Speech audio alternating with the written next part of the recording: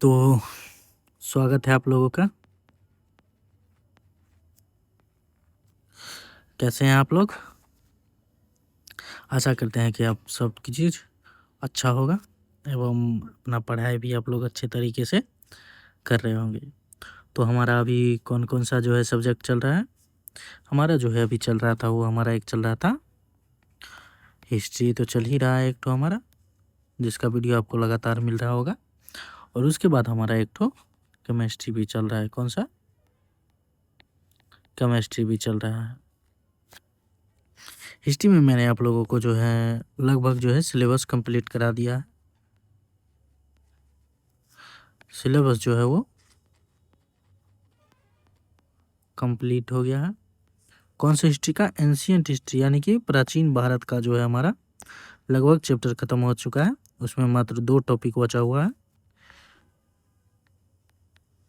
2 topic बचा हुआ है। एक है हमारा जो गुप्तोत्तर काल, एक है हमारा गुप्तोत्तर काल और एक है हमारा पूर्व मध्य काल। क्या है हमारा? पूर्व मध्य काल। ये दोनों का जो है ये दोनों चैप्टर हमारा खत्म होते ही हमारा एंशियंट हिस्ट्री का जो है सिलेबस कंप्लीट हो जाएगा। उसके बाद हम देखेंगे जो अगर आप लोग तो हमारा होगा तो हम हिस्ट्री को ही कंटिन्यू करेंगे या कोई नया सब्जेक्ट शुरू कर देंगे, क्योंकि हिस्ट्री पढ़ते पढ़ते आप बोर भी हो जाइएगा। अगर नहीं होगा तो वन शॉट में तो हमारा लेक्चर खत्म ही हो जाता है। तो मिडाइवल हिस्ट्री हम भी कोशिश करेंगे जो संग संग ही कंप्लीट करवा दे। उसके बाद हमारा मॉडर्न हिस्ट्री भी कंप्लीट करवा दे, फिर हम नया जो है सब्जेक्ट शुरू करें। तो चलिए, ये तो हो गई फ्यूचर की बात। हम जब कंप्लीट होगा उसके बाद सोचेंगे। अभी हमारा कौन सा? आपको तो हिस्ट्री का जो है आज एक लेक्चर मिल ही जाएगा। वो हो गया आपका गुप्तोत्तर काल, या मिल गया होगा एक ठो आपका लेक्चर गुप्तोत्तर का। तो इसके बाद हमारा एक और टॉपिक बच जाता है हिस्ट्री का, वो है पूर्व मध्य काल। और हिस्ट्री में हमारा अभी कौन कौन सा चैप्टर बचा हुआ है? हिस्ट्री में हमारा एक टॉपिक बचा हुआ है परमाणु एवं अणु। इसके बाद एक ठो बचा हुआ हमारे परमाणु की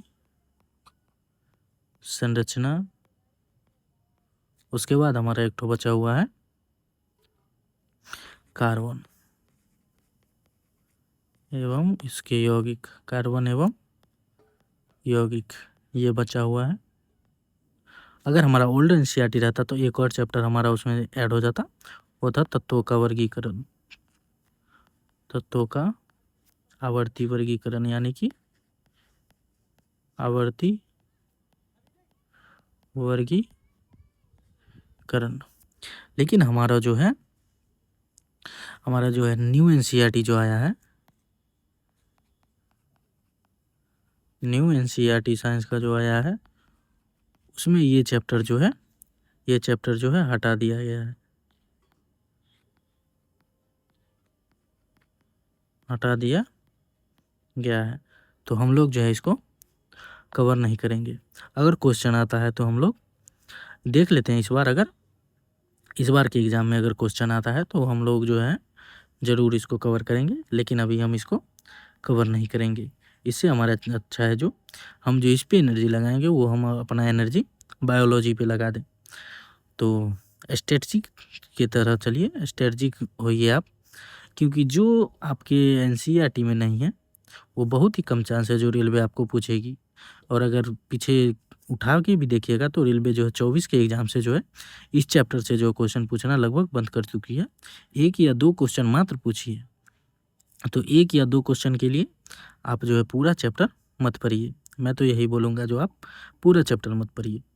स्ट्रेटजी की तरह चलिए, आप स्ट्रेटजी बनाइए अपना, क्या चीज़ पढ़ना है, जहाँ से क्वेश्चन आ रहा है उसको ज़्यादा पढ़िए, जिससे कम क्वेश्चन आ रहा है उसको कम वेटेज दीजिए। इस प्रकार से पढ़िए, क्योंकि जीएस बहुत ही अथाह है। आप अगर पढ़ने जाइएगा तो बहुत सारा चीज़ पढ़ना पड़ेगा आपको। आप स्ट्रेटजी बनाइए, जो सबसे ज़्यादा महत्वपूर्ण अपना स्ट्रेटजी बना लेता है वो जीएस में अच्छा स्कोर करके आता है। क्यों अच्छा स्कोर करके आता है? क्योंकि मान लीजिए जो हमारा हिस्ट्री का एक टॉपिक है वैदिक एज। क्या है हमारा? वैदिक काल। यहाँ से हमारा जो है पूरे एग्जाम में अगर एक क्वेश्चन पूछा जा रहा है तो हम क्या करेंगे, इसको जो है बहुत ही कम फोकस करेंगे इस पे। अगर इससे जो है हमारा सभी शिफ्ट में, एवरी शिफ्ट में जो है, एवरी शिफ्ट में हमारा क्वेश्चन अगर इससे पूछा जा रहा है तो हम क्या करेंगे, इसको बहुत ज़्यादा जो है इस पर फोकस करेंगे। क्यों? क्योंकि ये जो है छोटा चैप्टर है और इसको अगर कंप्लीट कर देंगे तो हमारा 1 नंबर फिक्स हो जाएगा। तो इसी प्रकार आप अपना स्ट्रेटजी बनाइए, PYQ एनालाइज कीजिए। आप लोग देखिए कहाँ से, कौन सा चैप्टर से जो है हमारा सबसे ज़्यादा आंसर पूछा जा रहा है, कौन से सब्जेक्ट से पूछा जा रहा है, उस प्रकार से आप सब्जेक्ट प्रेफरेंस बनाइए। तो चलिए, ये तो हो गया ज्ञान की बात। फिर से हम अपने मुख्य ज्ञान की ओर लौटते हैं। तो मुख्य ज्ञान में हमारा आज का टॉपिक क्या है? आज का हमारा मुख्य ज्ञान में टॉपिक है परमाणु एवं अणु। परमाणु एवं अणु। तो चलिए देखते हैं परमाणु अणु में हमारा क्या है। तो हमारा टॉपिक आज क्या है? परमाणु एवं अणु। परमाणु एवं अणु, एटम एंड मॉलिक्यूल। ये तो हमारा हो गया। हम जो है इसको अभी वर्तमान सापेक्ष में, जो मॉडर्न सापेक्ष में जो हम जरूर पढ़ेंगे, लेकिन इसका कुछ ऐतिहासिक सापेक्ष भी है जो हमारे NCERT में लिखा गया है। वो है महर्षि कणाद के बारे में। महर्षि कणाद के बारे में। तो ऐसा बोला जाता है जो हमारा जो है अभी वर्तमान के परमाणु एवं अणु के बारे में जो है मॉडर्न वैज्ञानिक ने जो है बहुत अच्छे से एक्सप्लेन किया है। लेकिन हमारे जो महर्षि कणाद है उन्होंने जो है लगभग लाखों वर्ष पूर्व ही बता दिया था, जो पदार्थ को जो है, पदार्थ विभाज्य है, पदार्थ विभाज्य है, लेकिन एक सीमा के बाद, एक सीमा के बाद पदार्थ विभाजित नहीं होते हैं। एक सीमा के बाद पदार्थ विभाजित नहीं होते हैं। और जिस सीमा पे आके जो ये पदार्थ विभाजित होना बंद हो जाती है उसी को हम क्या कहते हैं? परमाणु। परमाणु विभाजित नहीं होते हैं, उसे ही परमाणु कहते हैं। ये तो हो गया हमारा परमाणु। उन्होंने जो बताया था ये परमाणु के बारे में, जो पदार्थ विभाज्य है, लेकिन एक सीमा के बाद जाने के बाद पदार्थ इतना छोटा हो जाते हैं जो वो विभाज्य नहीं हो पाता है। तो इसी छोटे कण को हम क्या कर बोलेंगे? इसी छोटे कण को जो हम बोलेंगे वो बोलेंगे परमाणु। ये तो हमारे भारतीय वैज्ञानिकों ने बताया। इसी प्रकार जो है ग्रीस के वैज्ञानिक जो थे, ग्रीस के विद्वान जो थे, उन्होंने भी जो है यही बताया। ग्रीस के विद्वान ने, वैज्ञानिक यानी कि विद्वान, उस समय के जो विद्वान थे ग्रीस के, उन्होंने भी यही बताया। तो ये हमारा परमाणु क्या होता है। तो अगर आप लोगों को नहीं समझ में आया होगा तो देख लीजिए। मान लीजिए एक हमारा ये पदार्थ है, इसको हम विभाजित किए, कुछ इस प्रकार से विभाजित किए, ये दो में विभाजित हो गया। फिर इसको हम ऐसे विभाजित कर दिए, तो फिर हमारा ये 4 भागों में विभाजित हो गया। फिर हम उसको किसी इस प्रकार से विभाजित करेंगे, तब हमारा क्या हो जाएगा? ऐसे बन जाएगा हमारा। मान लीजिए ये हमारा सबसे छोटा कण है। अब इससे आगे हम इसको विभाज्य नहीं कर पाएंगे, और जिससे आगे जो है हमारा पदार्थ विभाजित होना बंद हो जाएगा, तो वही पदार्थ का जो अणु हो जाएगा, पदार्थ का जो एक अणु जो विभाजित नहीं हो पाता है, वही हमारा क्या कहलाता है? परमाणु कहलाता है। क्या कहलाता है हमारा? परमाणु। यानी कि पदार्थ का वह कण जो उससे छोटी कणों में जो है विभाजित ना हो पाए। तो सबसे छोटा कण पदार्थ का, इस पदार्थ का जो है सबसे छोटा कण क्या हो गया? ये हो गया सबसे छोटा कण। अब इससे छोटा कण इस पदार्थ का नहीं हो सकता। तो किसी पदार्थ का सबसे छोटा कण क्या होता है? हमारा परमाणु होता है। तो हम क्या निष्कर्ष निकाल सकते हैं? जो सभी पदार्थ जो है परमाणु से मिलके बना होता है। सभी पदार्थ किससे मिलके बना होता है? परमाणु से मिलके बना होता है। और अगर ये भी पूछ ले जो किसी पदार्थ की सूक्ष्मतम इकाई क्या है, किसी पदार्थ की सबसे छोटी इकाई क्या है, तो उसमें भी हम क्या बोलेंगे, परमाणु ही बताएंगे। अगर कोई व्यक्ति हमसे पूछ ले जो कोई पदार्थ की सबसे छोटी इकाई या सूक्ष्मतम इकाई क्या है, तो हमारा वो है परमाणु है वो हमारा। तो ये थे हमारे कुछ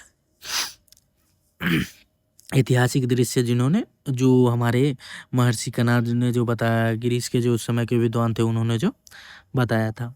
तो हम चलिए अभी हम मॉडर्न पे आ जाते हैं। मॉडर्न के वैज्ञानिक ने भी लगभग यही बात बोला है। तो चलिए हम अब अपने मेन चैप्टर पे आते हैं। ये तो हमारा चैप्टर ही था, जब आप अगर क्लास 9th के एनसीईआरटी खोलिएगा तो यही ऐतिहासिक पृष्ठभूमि से जो है हमारे इस परमाणु एवं अणु चैप्टर को शुरू किया गया, उसके बाद हमारा बताया गया है।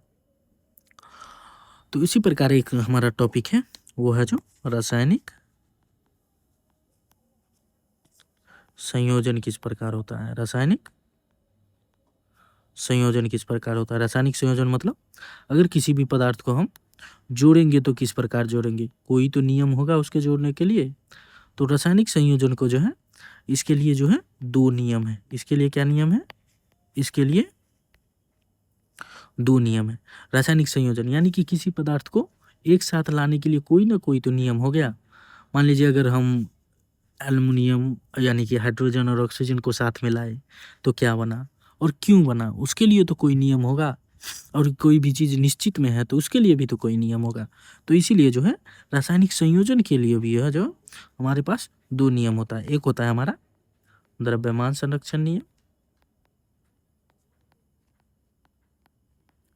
द्रव्यमान संरक्षण का नियम, और एक होता है हमारा हमारा द्रव्यमान संरक्षण नियम।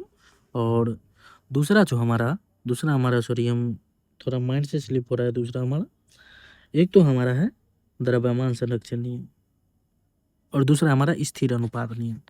दूसरा है स्थिर अनुपात नियम। तो आप बोलिएगा भैया आप तो ये बता दिए जो 2 नियम है, एक द्रव्यमान संरक्षण नियम और एक है स्थिर अनुपात नियम, तो ये दोनों क्या होता है। तो चलिए अब यहीं से हमारा जो है कि हम इसलिए ये आपको लिख के बता दिए क्योंकि हमारा जो पीपीटी था, पीपीटी में ये ऊपर का जो स्लाइड है वो बोले थे मैंने जो जैसा कि आप लोगों को पिछले लेक्चर में बताया, जो हमारा केमिस्ट्री का पीपीटी जो थोड़ा रिमूव हो गया था, जिस कारण से हमारा कुछ इसमें से जो है स्लाइड जो है रिमूव हो गया है, जिस कारण से मैंने ये आप लोगों को लिख के बता दिया। तो यहाँ से हमारा जो है रासायनिक संयोजन के द्रव्यमान संरक्षण नियम से जो हमारा स्लाइड है, तो हम स्लाइड से पढ़ेंगे। तो चलिए हम अपना स्लाइड शुरू करते हैं। पहला है हमारा परमाणु एवं अणु। क्या है हमारा आज का टॉपिक, परमाणु एवं अणु। तो ये जो हमारा क्लास 9th का एनसीईआरटी जो है, क्लास 9 एनसीईआरटी का 3rd चैप्टर है। कौन सा चैप्टर है, 3rd चैप्टर है।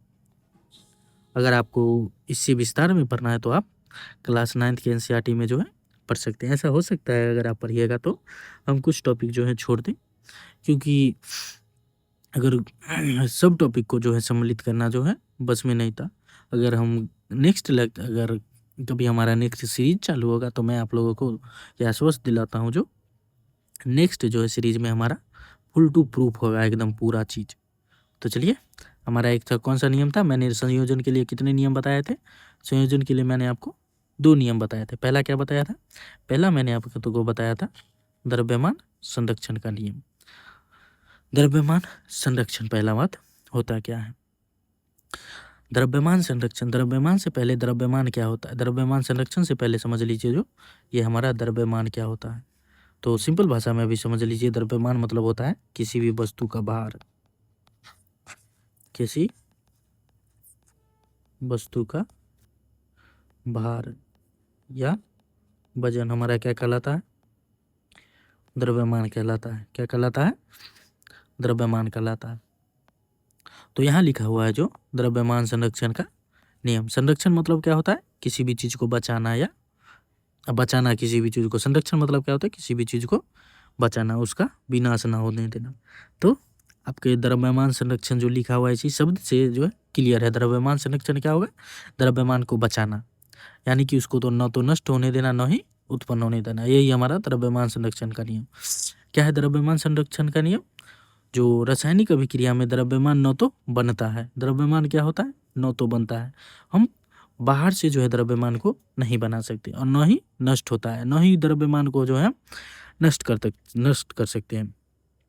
तो यही हमारा द्रव्यमान संरक्षण का नियम। द्रव्यमान संरक्षण का क्या नियम है? द्रव्यमान संरक्षण का नियम है जो द्रव्यमान न तो बनता है न ही नष्ट होता है, ये केवल एक रूप से दूसरे रूप में क्या होता है? बदलते रहता है। तो ये होता है हमारा द्रव्यमान संरक्षण का नियम। उसके बाद क्या बोला गया है? अभिकारकों का कुल द्रव्यमान।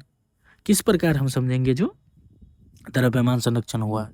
तो मान लीजिए कोई भी रिएक्शन हुआ है, रिएक्शन में मान लीजिए कोई पदार्थ ए है, वो बी से रिएक्शन किया और उसके बाद सी और डी बना दिया। तो ये हमारा क्या हो गया? मैंने आपको रासायनिक अभिक्रिया में बताया होगा, जो तीर के बाएं जो लिखा जाता है उसको हम क्या बोलते हैं? याद कीजिए, अभिकारक। और तीर के अगर दाएं जो लिखा जाता है उसको हम क्या बोलते हैं? उत्पाद। ये हो गया हमारा उत्पाद और ये हो गया हमारा अभिकारक।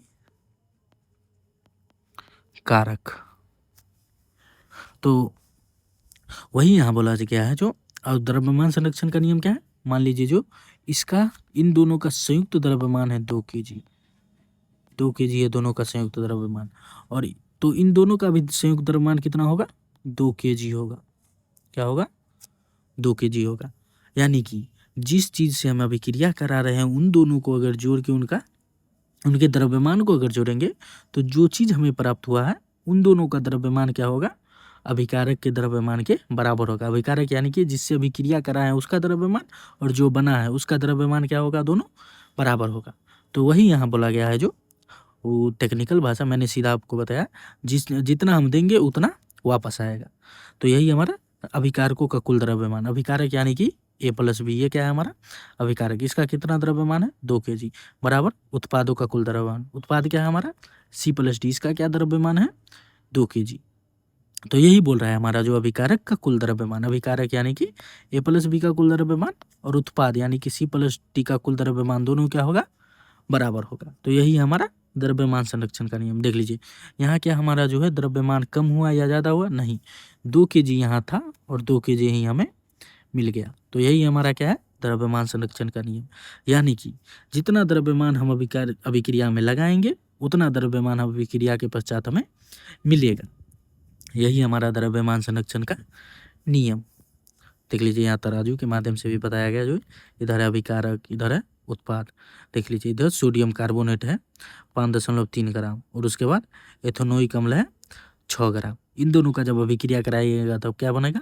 इन दोनों का अभिक्रिया बनाने के बाद आप लोगों का बनेगा कार्बन डाइऑक्साइड तो निकलेगा ही, उसके बाद जो है सोडियम एथेनॉइड बनेगा और जल बनेगा। तो जोड़ लीजिए यहाँ, देख लीजिए इन दोनों को जोड़िए 3 और 6 5 11, यानी कि 11.3 ग्राम इसका अभिकारक का द्रव्यमान है। और उत्पाद का द्रव्यमान कितना हो गया? 2.2, 8.2 और 0.9 जोड़ दीजिए। 2 2 4 4 9 13 के 3 हाथ में 1, 8 2 10 10 1 11 के हाथ में जो बताया चाहे 11 देख लीजिए। तो इसमें अभिकारक का भी टोटल द्रव्यमान कितना है? 11.3 ग्राम और उत्पाद का भी टोटल द्रव्यमान कितना है? 11.3 ग्राम। तो इससे कि हमें क्या पता चलता है? जो अभिकारक में द्रव्यमान क्या होता है? द्रव्यमान का क्षति नहीं होता है। किसी भी अभिक्रिया में द्रव्यमान का क्षति नहीं होगा। तो अगर सीधे बात याद रखना है तो जो याद रखिए, जो गया वही आया। यानी कि जो चीज़ हम देंगे वही चीज़ मिलेगा। ये नहीं जो राहुल जी के भाषण की तरफ जो आलू डालिए सोना निकलेगा, वैसा नहीं। जो गया, जो हम डालेंगे, मान लीजिए हम आम का पेड़ रोपेंगे तो उस पेड़ से जो हमें आम ही मिलेगा, न कि उससे अमरूद मिलेगा। अगर हम अमरूद का पेड़ रोपेंगे तो हमें अमरूद ही मिलेगा, उससे आम नहीं मिलेगा। उसी प्रकार है जो गया, यानी कि अभिक्रिया में जो देंगे वही अभिक्रिया के पश्चात प्राप्त होगा। यानी कि द्रव्यमान न घटा न बढ़ा। यही है हमारा द्रव्यमान संरक्षण का नियम। संयोजन में कितना नियम मैंने आपको बताया? संयोजन में 2 नियम बताया। पहला द्रव्यमान संरक्षण का नियम और दूसरा स्थिर अनुपात का नियम। तो चलिए हम देख लेते हैं स्थिर अनुपात का नियम क्या है।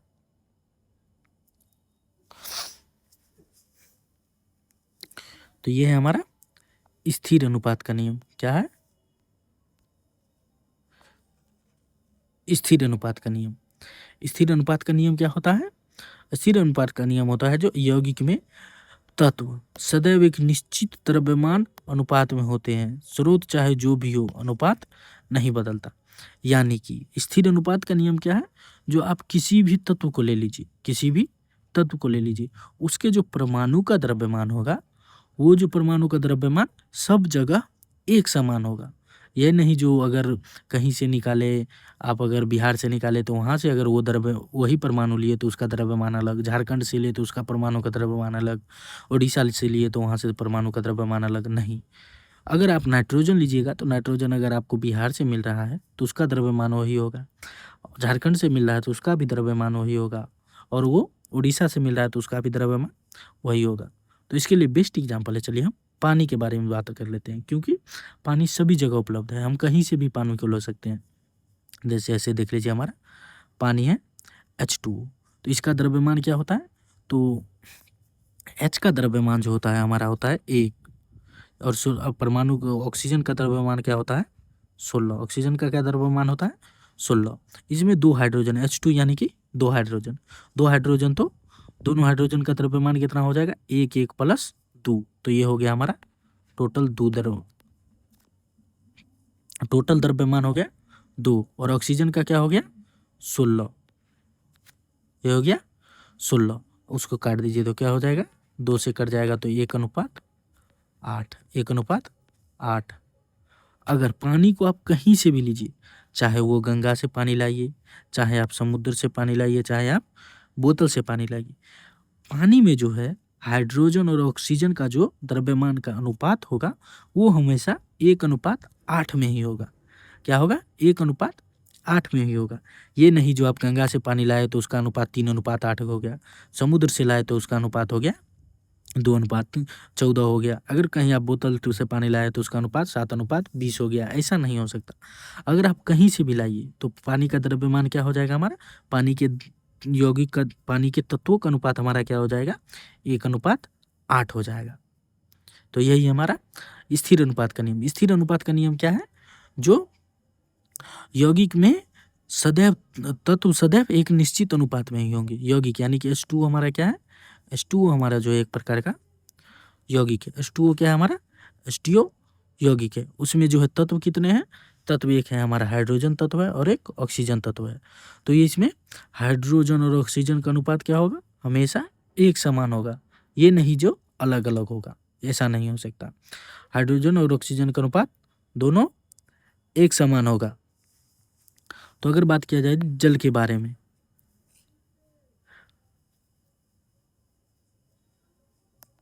तो जल के बारे में जो हाइड्रोजन का अनुपात मैंने क्या बताया आपको 1, और ऑक्सीजन का अनुपात 8, ये होगा हमेशा 1:8 ही होगा।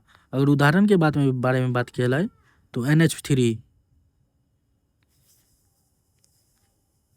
आधा घंटा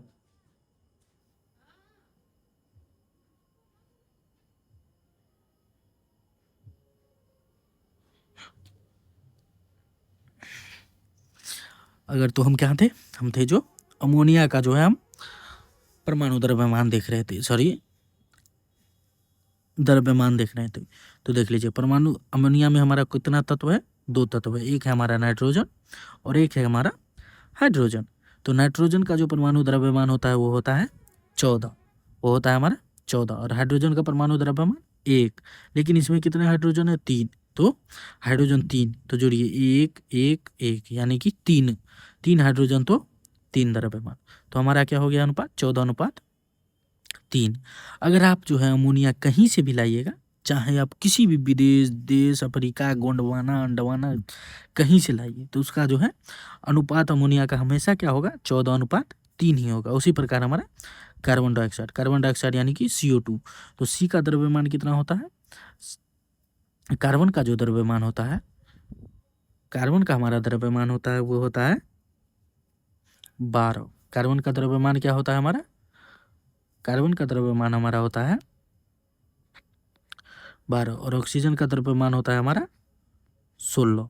तो कार्बन का द्रव्यमान 12 और ऑक्सीजन का द्रव्यमान 16, लेकिन यहाँ ऑक्सीजन कितना है, ऑक्सीजन 2 है, तो 16 + 16, तो देख लीजिए ये हो गया हमारा 12, 16 + 16 32। तो इसको फिर आप काट लीजिए, 4 से काटिए तो 4 3 12 और 4 8 32, तो अनुपात क्या हो गया हमारा 3:8। यही डायरेक्ट हमारा लिखा हुआ है यहाँ, कार्बन और ऑक्सीजन का अनुपात 3:8।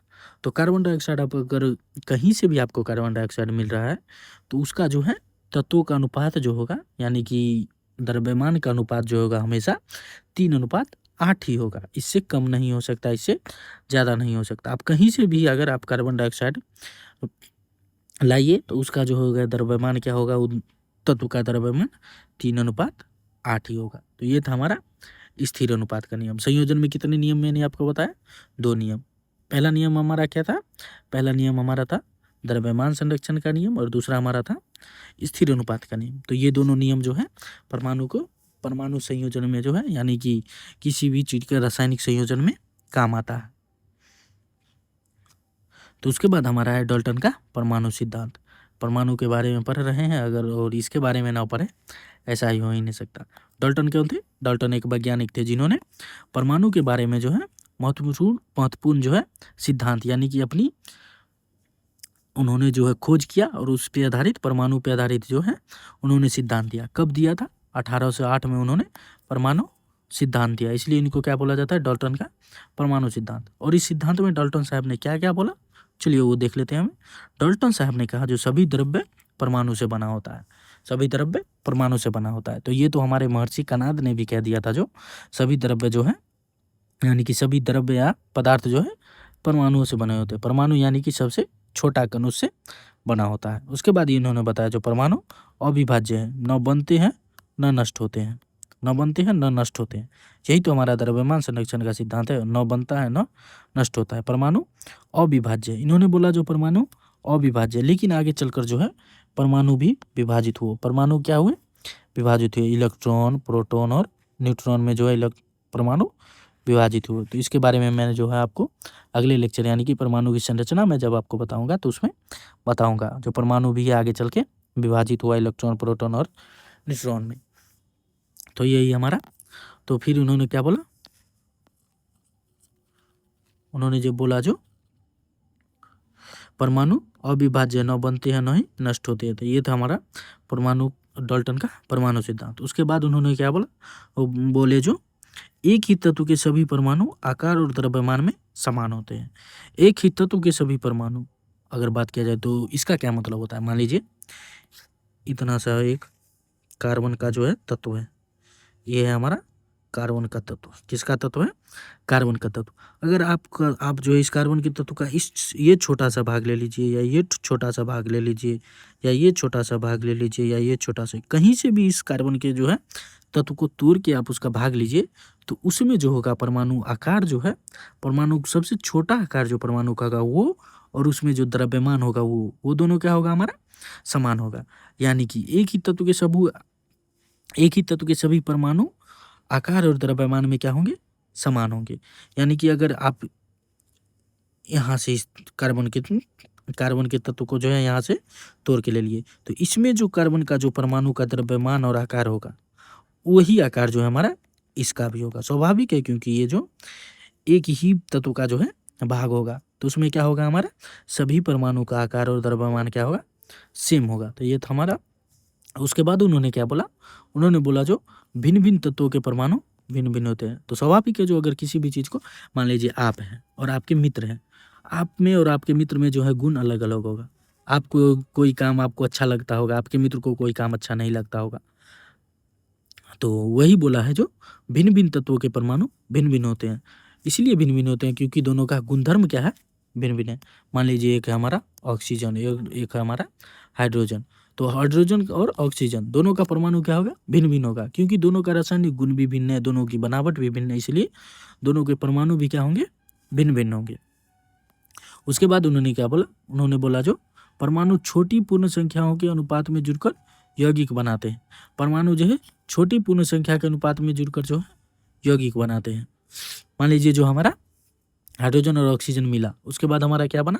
हमारा जो है जल बना। क्या बना? जल, यानी कि H2O बना। तो ये हमारा क्या है? ये हमारा एक प्रकार का यौगिक है। यौगिक क्यों बना? क्योंकि इसमें जो है दो परमाणु मिलके जो है दो परमाणु साझा किए और एक नया पदार्थ बनाए। वही अगर दो परमाणु साझा करते हैं यानी कि दो तत्व मिलके साझा करके नया तत्व बनाता है तो उसको क्या बोला जाता है? यौगिक बोला जाता है। तो ये क्या बोल रहे हैं? परमाणु छोटी पूर्ण संख्याओं के अनुपात में जुड़कर यौगिक बनाते हैं। परमाणु जो है जुड़ के जो है यौगिक बना सकते हैं। मान लीजिए जो ये हमारा परमाणु है, ये हमारा परमाणु है।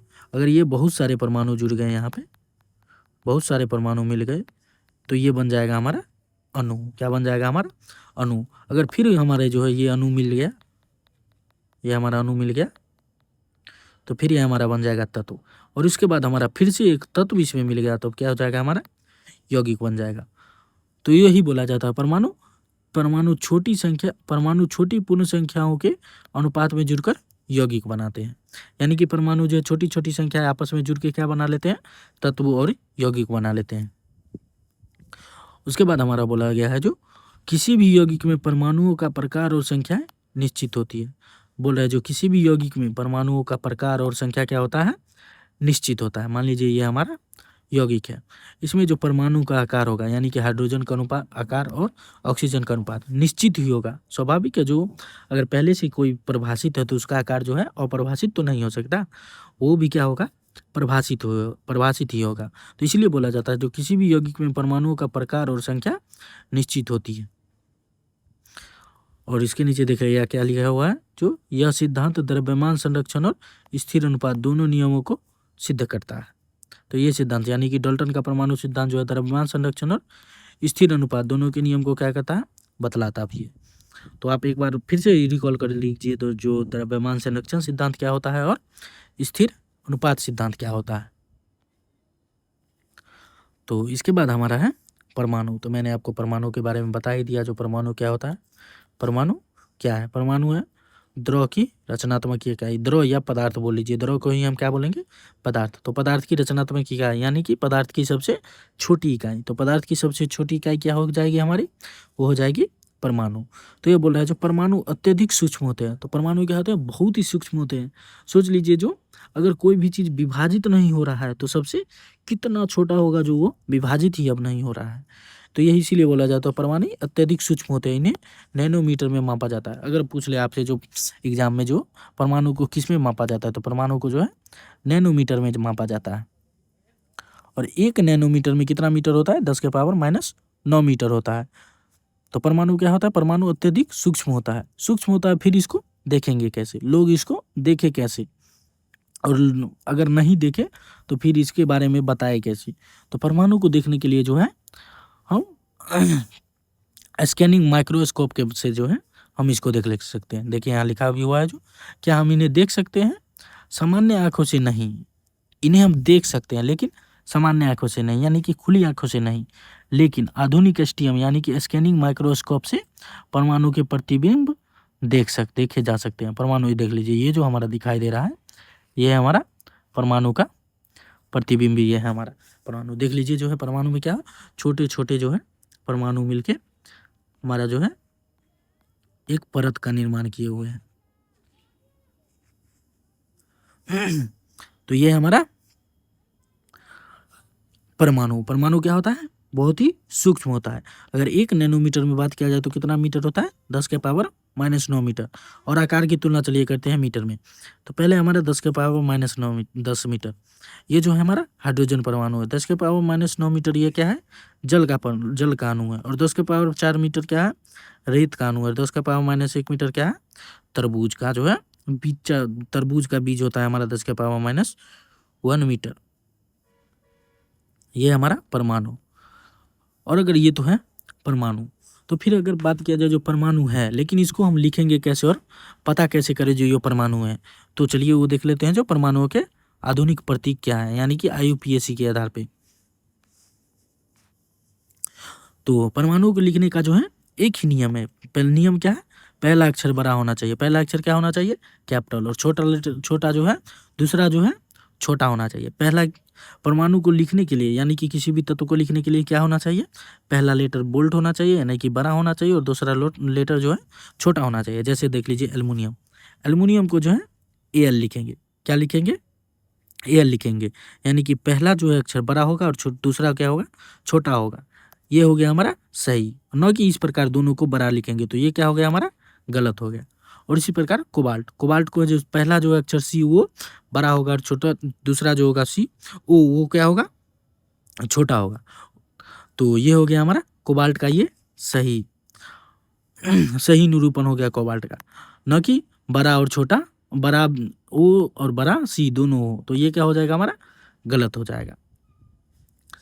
तो फिर अगर बात किया जाए जो परमाणु के नाम किस प्रकार से रखे जाते हैं, तो पहले जो था परमाणु का नाम रखा जाता था जहाँ से भी किसी भी वस्तु को खोजा जाता था, उसी स्थान के आधार पे जो है उस वस्तु का नाम रखा जाता था।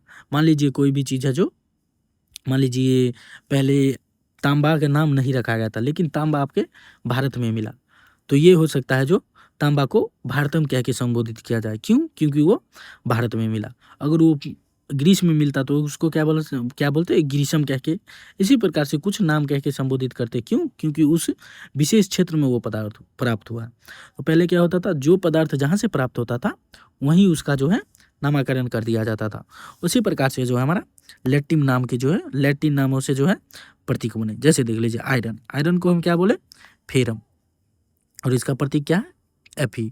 सोडियम को क्या बोलते हैं नेट्रियम, नेट्रियम यानी कि इसका प्रतीक Na। पोटेशियम का कैलियम यानी कि K। बहुत सारे बोलेंगे जो पोटेशियम का जो है P होगा, नहीं P नहीं होगा, क्योंकि इसका लैटिन नाम क्या है, लैटिन नाम है इसका कैलियम, कैलियम का क्या होगा K। अगर सामान्य प्रतीक के बारे में बात किया जाए तो सामान्य प्रतीक जो है जो प्रचलित है, जो प्राचीन से ही चला आ रहा है, जैसे हमारा हाइड्रोजन, हाइड्रोजन को जो है H से ही डिनोट करेंगे। और उसी प्रकार है हमारा ऑक्सीजन, ऑक्सीजन को जो है O से ही डिनोट करेंगे। कार्बन को हम C से, क्लोरीन को Cl से, इससे ही हम डिनोट करेंगे। तो आशा करते हैं कि आपको पता चल गया होगा जो परमाणु के आधुनिक प्रतीक का जो है निरूपण किस प्रकार किया जाता है। उसके बाद है हमारा परमाणु द्रव्यमान। क्या है हमारा परमाणु द्रव्यमान,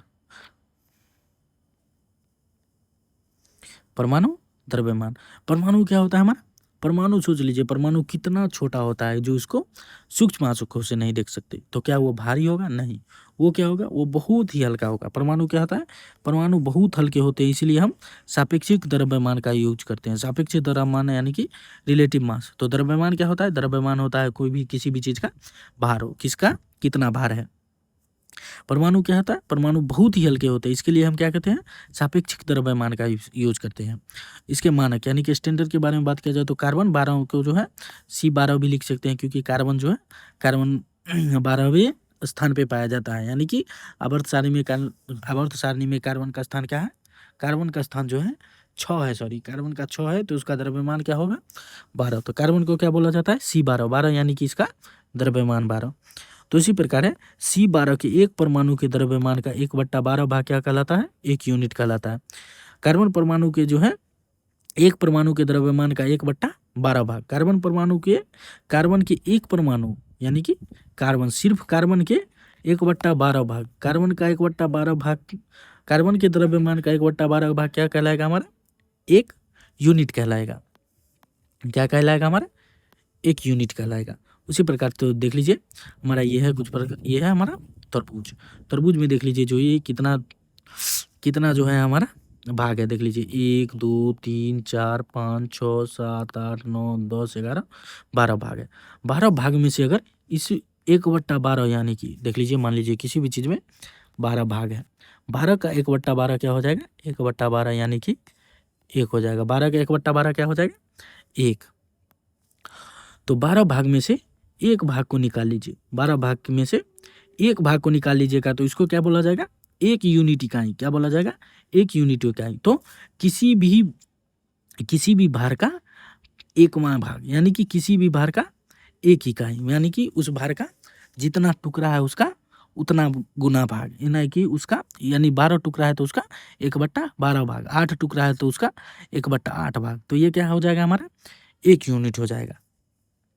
तो चलिए तरबूज की कहानी समझने के लिए मान लीजिए एक तरबूज C12 यूनिट को 12 बराबर टुकड़ों में बांटा गया है। हर एक टुकड़ा 1 यूनिट माना जाता है। 12 यूनिट है तो सभी टुकड़ा को जो है 1 यूनिट माना जाता है। अब बाकी सभी तत्वों को इसी टुकड़े के वजन में मापा जाएगा। बाकी सभी तत्वों को है जो इसी प्रकार से जो है मापा जाएगा। जैसे मान लीजिए हाइड्रोजन का जो होता है 1 यूनिट होता है, ऑक्सीजन का 16 यूनिट होता है, यानी कि हाइड्रोजन में 1 ही भाग होता है हाइड्रोजन का। और उसी प्रकार ऑक्सीजन का क्या होगा, ऑक्सीजन का जो होगा इसका 16 भाग होगा। कितना भाग होगा इसका, 16 भाग होगा। और सोडियम का क्या होगा, सोडियम में इसका जो है 23 भाग होगा।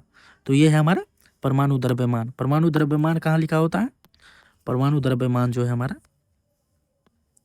जैसे देख लीजिए हमारा Na, नीचे की तरफ जो है तो हमारा, नीचे की तरफ तो परमाणु संख्या लिखा जाता है, ऊपर की तरफ परमाणु भार लिखा जाता है।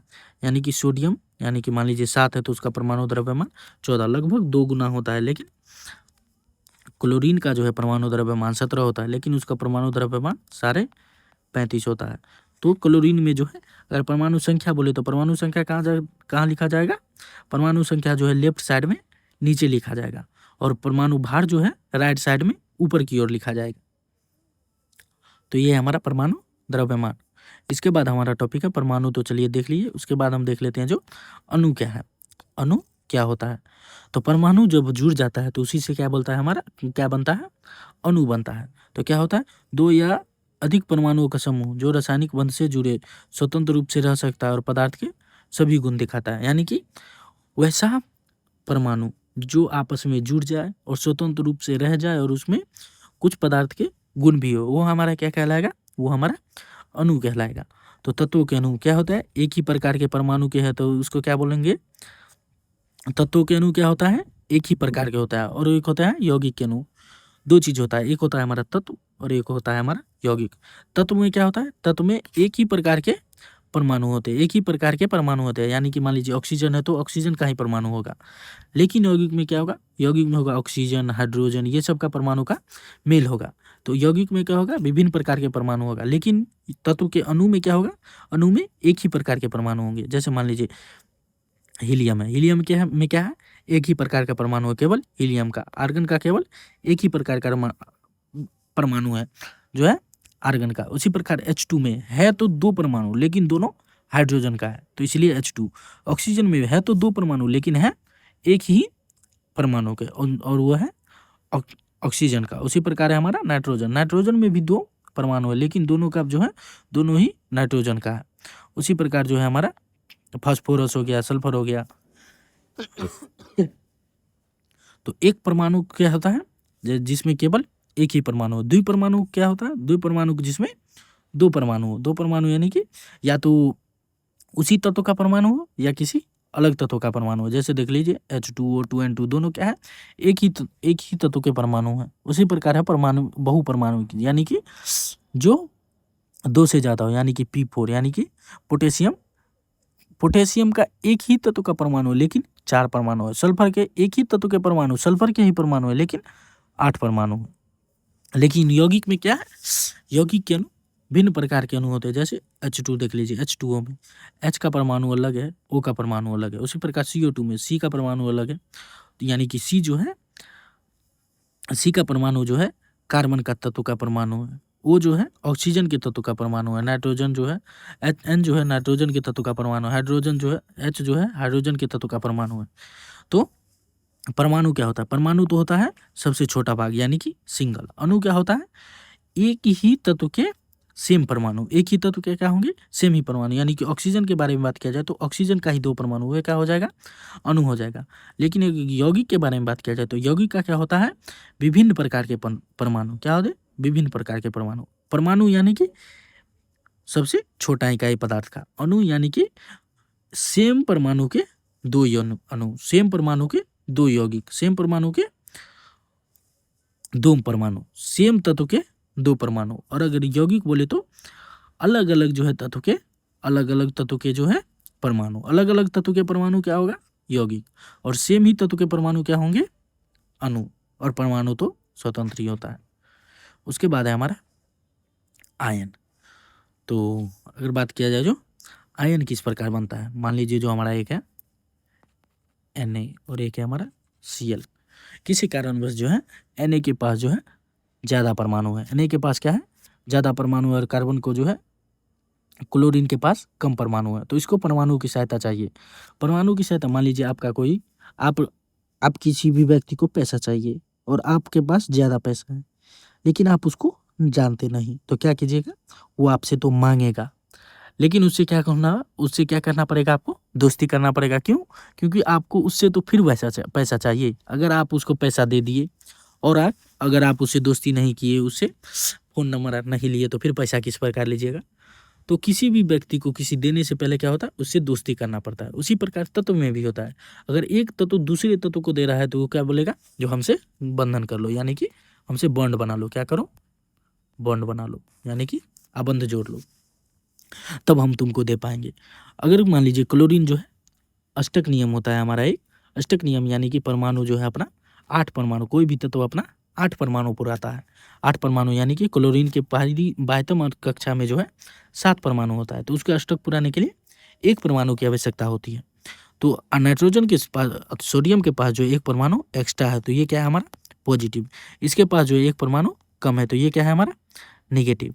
ये जो सॉरी गलत बता दिए, जो इसके पास ज़्यादा परमाणु है, इसके पास क्या है हमारा, नाइट्रोजन के पास जो है, नाइट्रोजन के पास ज़्यादा परमाणु, सोडियम के, सॉरी नाइट्रोजन बार बार बोल रहे हैं, सोडियम के पास ज़्यादा परमाणु और कैल्शियम क्लोरीन के पास जो है कम परमाणु है। ये इससे मांगे था, तो ये बोलागा 2 तो देंगे लेकिन हमसे बॉन्ड बनाओ, हमारे साथ रहो। तो ये फिर क्या करेगा, ये दोनों बॉन्ड बना लेगा। तो ये क्या करेगा, इसको 1 परमाणु क्या करेगा, 1 परमाणु इसको दे देगा। और आप अगर किसी भी चीज़ को दे रहे हैं तो आप क्या है, प्लस में है। प्लस यानी कि आपने पैसा दिया, आपको फिर पैसा मिलेगा।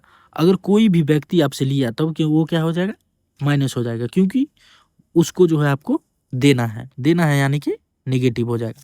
तो जो देता है उसको दाता बोलते हैं और जो लेता है उसको ग्राही बोलते हैं। दाता पे पॉजिटिव चार्ज होता है और ग्राही पे नेगेटिव चार्ज होता है। तो यहाँ से जो है 1 परमाणु लिया तो ये अष्टक पूरा कर लिया और अब ये कार्य करेगा, Na के साथ जुड़ जाएगा। तो अब क्या बना लेगा, NaCl यानी कि सोडियम क्लोराइड बना लेगा। तो ये प्लस और माइनस ये क्या है हमारा, यही तो हमारा आयन है। आयन क्या होता है, आवेश। प्लस माइनस क्या होता है, आयन होता है हमारे आवेशित अणु। क्या होता है आयन हमारा, आयन होता है हमारा आवेशित अणु या परमाणुओं का समूह। आवेशित अणु यानी कि प्लस या माइनस का समूह हमारा क्या होता है, आयन होता है। आयन फिर कितने प्रकार का, 2 ही प्रकार का होता है। एक होता है हमारा धन आयन यानी कि प्लस और ऋण आयन यानी कि माइनस। धन आयन यानी कि कटायन और ऋण आयन यानी कि एनायन। प्लस के बारे में बात किया जाए तो ये क्या होता है, धनात्मक आवेश। इसमें क्या होता है, धनात्मक आवेश। ये क्या करते हैं, किसी भी व्यक्ति को जो है या किसी भी तत्व को परमाणु देते हैं। और ऋणायन मतलब क्या होता है, ऋणात्मक आवेश, यानी कि किसी भी तत्व से ये परमाणु ले रहे हैं। उदाहरण के लिए Na+ क्या है, सोडियम जो है किसी को भी है, अगर Na+ आपको कहीं पे दिख गया तो मतलब वो जो है किसी अन्य तत्व को जो है परमाणु दिए हैं, इसलिए उस पर पॉजिटिव चार्ज है। 1 पॉजिटिव चार्ज तो 1 परमाणु दिए, 2 पॉजिटिव चार्ज तो 2 परमाणु दिए और 3 पॉजिटिव चार्ज तो 3 परमाणु दिए। उसी प्रकार उदाहरण, क्लोरीन 1 लिया और अपना अष्टक पूरा कर लिया। ऑक्सीजन 2 लिया, फिर अब उसका जो है बाह्यतम कक्षा पूर्ण हुआ। फिर नाइट्रोजन 3 परमाणु लिया, उसके बाद उसका बाह्यतम कक्षा पूरा हुआ। तो इसीलिए जो है आयन की आवश्यकता होती है। क्यों होती है, क्योंकि उसको चाहिए, जो कोई भी व्यक्ति उससे बंधन बनाए ताकि वो स्टेबल बन पाए। स्टेबल बनने के लिए क्या होता है, उसके बाहरी कक्षा को पूर्ण करना पड़ता है। तो ये था हमारा आयन।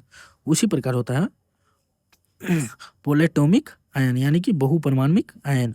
परमाणुओं का समूह जो एक आयन की तरह व्यवहार करे। परमाणुओं का समूह जो क्या करता है, एक ही आयन की तरह व्यवहार करता है। जैसे देख लीजिए NH+4 यानी कि टोटल NH+4 पे ही पॉजिटिव चार्ज यानी कि अमोनिया। SO4-2 सल्फेट, OH- यानी कि हाइड्रोक्साइड। तो परमाणु का आयन क्या होता है, परमाणुओं का समूह होता है जो एक ही आयन की तरह व्यवहार करता है। यानी कि देख लीजिए इसमें दो तत्वों का परमाणु है, एक नाइट्रोजन का और एक हाइड्रोजन का।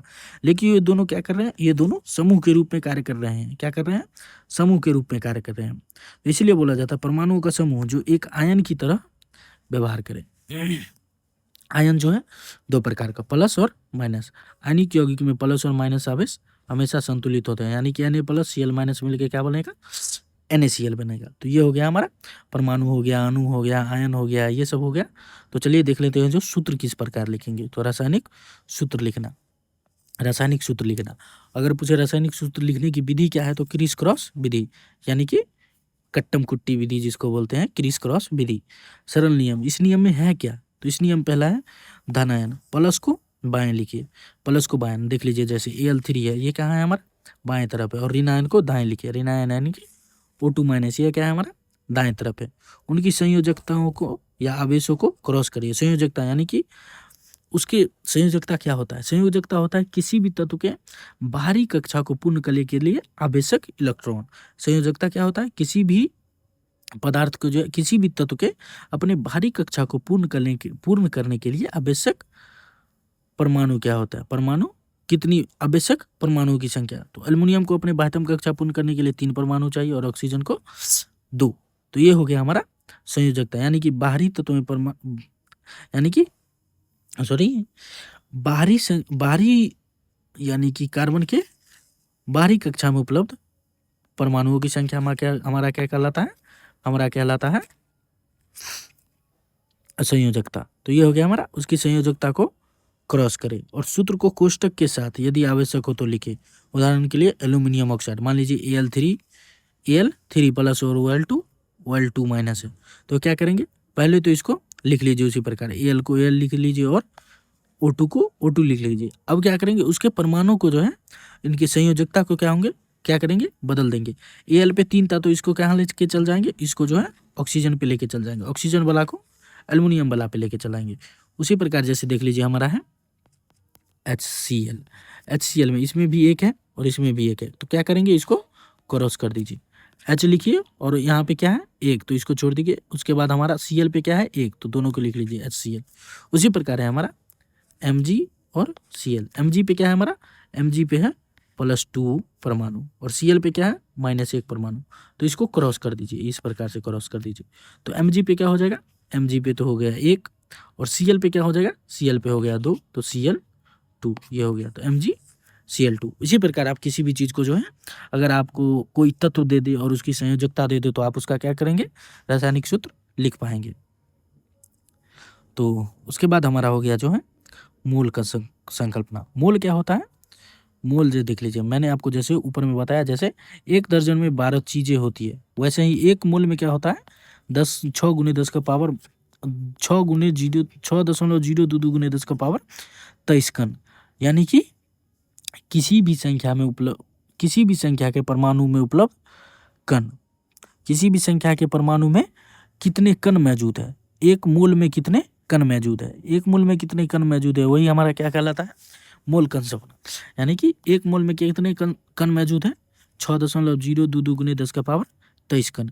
इसे रसायनों का क्या कहा जाता है, दर्जन कहा जाता है। जिस प्रकार 1 दर्जन में जो है 12 चीज़ें होते हैं, यानी कि 1 के दर्जन केला लीजिए तो उसमें 12 को केला देगा आपको। उसी प्रकार अगर आप 1 मोल जो किसी चीज़ लीजिएगा तो उसमें कितना कण देगा, 6.022 × 10 का पावर 23 कण देगा। इसे रसायनों का क्या कहा जाता है, दर्जन भी कहते हैं। इसी को क्या कहते हैं, अवोगाद्रो संख्या। अगर एक अवोगाद्रो संख्या भी लिख दे तो क्या करेंगे हम, 6.022 × 10 का पावर 23 कण। तो ये है हमारा द्रव्यमान। द्रव्यमान से कणों की संख्या और मोल, ये सब तीनों चीज़ हमारा क्या होता है, एक द्रव्यमान बोले या एक कणों की संख्या और मोल। तो मोल में कितने कणों की संख्या होता है, एक मोल में कितने कणों की संख्या, 6.022 × 10 का पावर 23 कण। तो ये होगा हमारा एक मोल में कितने कण मौजूद होते हैं। जैसे देख लीजिए हमारा 1 मोल कार्बन में जो है 12 ग्राम है, उसी प्रकार जो है 1 मोल कार्बन में जो है उसका द्रव्यमान कितना है, 12 ग्राम। अगर 1 मोल कार्बन में जो है परमाणु पूछे तब कितना है, 6.022 × 10 का पावर 23। उसी प्रकार 1 मोल जल में जो है H2O कितना है, 18 ग्राम। 18 ग्राम किस प्रकार, ये 16, ऑक्सीजन 16 और हाइड्रोजन 2, तो क्या हो गया 18 ग्राम। 1 मोल जल में कितना ग्राम हो गया, 1 मोल जल में कितना ग्राम दोनों चीज़ हो गया, तो 18 ग्राम। उसी प्रकार जो है अगर 1 मोल जल में जो अगर बोले अणु कितना होता है तो 6.022 × 10 का पावर 23 अणु। तरबूज के 12 टुकड़े बराबर 1 मोल और हर टुकड़ा क्या होता है, 1 यूनिट, जैसे मैंने आपको ऊपर बताया। तो ये हो गया हमारा परमाणु एवं अणु के बारे में। तो चलिए एक क्विक रिवीजन देख लेते हैं जो मैंने आपको इसमें क्या क्या बताया।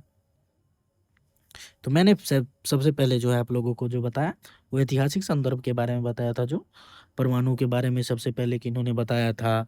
हमारे भारतीय वैज्ञानिक ने क्या बताया था? ग्रीस के वैज्ञानिक ने क्या बताया था? उसके बाद मैंने आपको रासायनिक संयोजन के 2 नियम बताए थे। पहला हमारा क्या था? द्रव्यमान संरक्षण का नियम और दूसरा था स्थिर अनुपात का नियम। तो द्रव्यमान संरक्षण का नियम क्या कहता है? अभिकारक का द्रव्यमान और उत्पाद का द्रव्यमान दोनों बराबर होता है, यानी कि द्रव्यमान न तो बढ़ता है न घटता है, जो गया वही आया। स्थिर अनुपात का नियम क्या होता है? जो स्थिर अनुपात का नियम होता है, जो यौगिक में तत्वों के द्रव्यमान क्या होते हैं? बराबर होते हैं। जैसे H2O क्या है हमारा? यौगिक, उसमें तत्व क्या है? हाइड्रोजन और ऑक्सीजन। इन दोनों में जो है द्रव्यमानों का जो अनुपात क्या होता है हमेशा 1.8 ही रहेगा। यानी कि जल आप कहीं से भी लाइए, उसमें हाइड्रोजन और ऑक्सीजन का द्रव्यमान 1:8 ही होगा। पानी हर जगह एक जैसा ही होता है। परमाणु क्या होगा हमारा? द्रव की अविभाज्य इकाई, मकान की ईंट जैसा। अणु क्या हो? स्वतंत्र रूप से रहने वाला परमाणु समूह, परमाणुओं की छोटी टीम। आयन धनात्मक प्लस ऋणात्मक। तो मैंने आप लोगों को बता दिया। तो चलिए मिलते हैं हम आपसे नेक्स्ट लेक्चर में। तब तक के लिए अपना ध्यान रखिए, और अगर वीडियो अच्छा लगा तो वीडियो को लाइक कर दीजिए, चैनल को जो है सब्सक्राइब करके अपने दोस्तों में जो इस वीडियो को शेयर भी कर दीजिए। तब तक अपना ध्यान रखिए, पढ़ते रहिए। तब तक के लिए जय हिंद, tata, bye bye, good night.